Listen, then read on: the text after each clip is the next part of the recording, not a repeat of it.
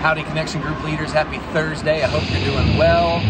Yep, I am coming to you from Globe Life Field. I have the opportunity to bring some of the staff today, which is a lot of fun. It's also very cool. The Greenwich family is in from Bosnia, and they brought some of the kids that they've been ministering to, that we got to minister to this summer actually. And those kids are at their first ever baseball game, which of course is most appropriate for them to come to see the champs. So, having a little bit of fun today. That being said, I wanted to take this opportunity to talk to y'all about Sunday. And I think maybe actually this isn't the worst setting. So you can't tell right now, but the jersey I'm wearing is actually my Elvis jersey. I loved Elvis Andrus. I'm sure that you did too if you've been a Rangers fan. The dude was just a ball. He was a great player. It was a lot of fun to hang around. Him and Beltre was quite the pairing. That all being said, I was sad that he left, but I don't mind having Corey Seager, right? Corey is really, really, really good, and watching Corey and Marcus play together is quite the pairing also.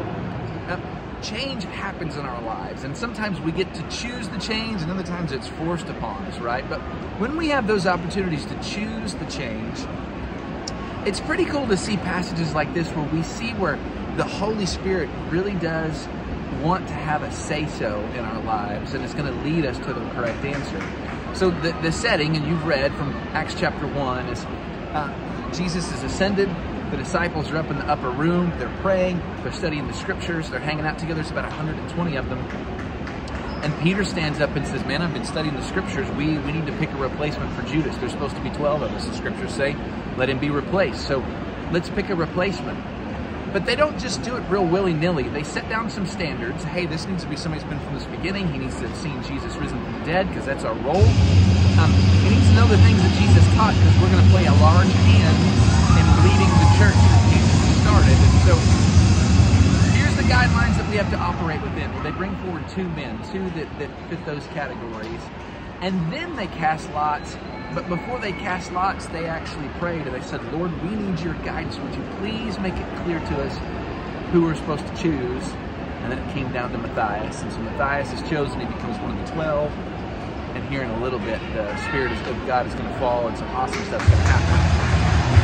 Now, you might be reading this passage and think to yourself, like, great, I get it, but how in the world does this apply to us? Because to my knowledge, we're not voting on any church leadership. And you're right, we're not voting on any church leadership. However, we are in a season of choosing leadership right now.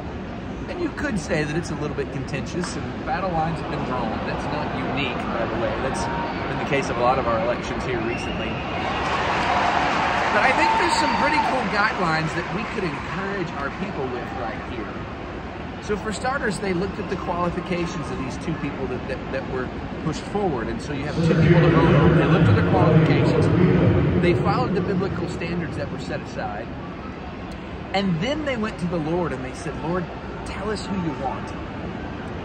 Guys, I can't think of a better encouragement to give to our people as they get ready to go to the polls here in, what do they say, I don't know, 50 days or something like that. I can't think of a better biblical encouragement than to be, yes, use your brains. Look at the world before you. Look at all the qualifications. Look at people's past and future, what they've done, what they've said. But don't just rely on your own wisdom. James says that if we need wisdom, James chapter 1, that we can go to the Lord and he will give it to us freely.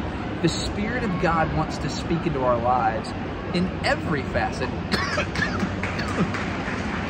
But I can confidently say, certainly when it comes to who we should be voting. But you personally, like, don't, I'm not going to pray and tell you who you need to vote for. You personally go to Jesus, say, Lord, I've got these two people. Who do you want me to vote for? Who should I decide upon? That's what the apostles did, and the Lord made it clear. Confident the same Spirit of God who's alive and well in those guys is going to give us direction also. Can you think of a better bit of counsel we can give folks? I can't. So let's do that this week. Let's continue to encourage each other. Enjoy this study of Acts. I'm going to get back to the ball game, but I love you guys. Can't wait to see you on Sunday. The Greenwiches all say howdy. I'll see if I can't get you a picture of them too. Love y'all. See you later. Bye-bye.